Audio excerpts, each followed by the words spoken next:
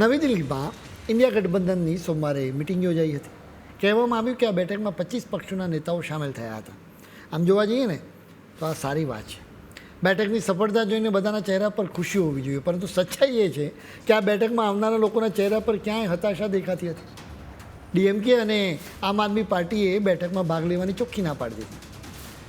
આમ આદમી પાર્ટી આમ તો ઘણા સમયથી આ ગઠબંધનથી અંતર જ રાખી રહી છે. દિલ્હીમાં વિધાનસભાની ચૂંટણીમાં પરાજય થયો ત્યારબાદ આ પક્ષનું મોરલ સાવ ડાઉન થઈ ગયું છે. આમ પણ એવો આરોપ મૂકવામાં આવ્યો છે કે અત્યારે આમ આદમી પાર્ટીનું બધું ધ્યાન કોકરોચ જનતા પાર્ટીને ઊભી કરવા પર છે.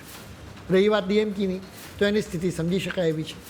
તમિલનાડુમાં કોંગ્રેસ અને ડીએમકે સાથે હતા. જો કે અહીં વિધાનસભાની ચૂંટણી બાદ કોંગ્રેસે ડીએમકે સાથે નાતો તોડ્યો. કોંગ્રેસ ટીવીકે સરકારમાં જોડાઈ ગઈ.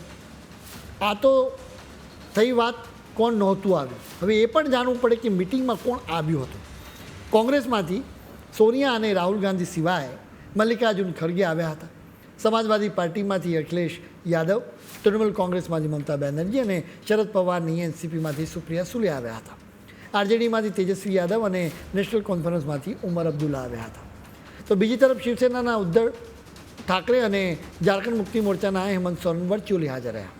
એ સિવાય બીજી કેટલીક નાની પાર્ટીઓ આવી હતી. આ મિટિંગ પહેલાં દિલ્હીમાં અનેક જગ્યાએ હોર્ડિંગ્સ અને પોસ્ટર્સ મૂકવામાં આવ્યા. આ પોસ્ટર્સમાં ઇન્ડિયા ગઠબંધનના નેતાઓના જ નિવેદનો લખવામાં આવ્યા કે જેમાં રાહુલ ગાંધીના નેતૃત્વને લઈને સવાલો ઊભા કરવામાં આવ્યા. જેમ કે શરદ પવારને ટાંકીને લખવામાં આવ્યું કે રાહુલ ગાંધીમાં કન્સિસ્ટન્સીનો અભાવ છે. એ જ રીતે મમતા બેનર્જીને ટાંકીને લખવામાં આવ્યું કે કોંગ્રેસ પોતાની વિશ્વસનીયતા ગુમાવી રહી છે.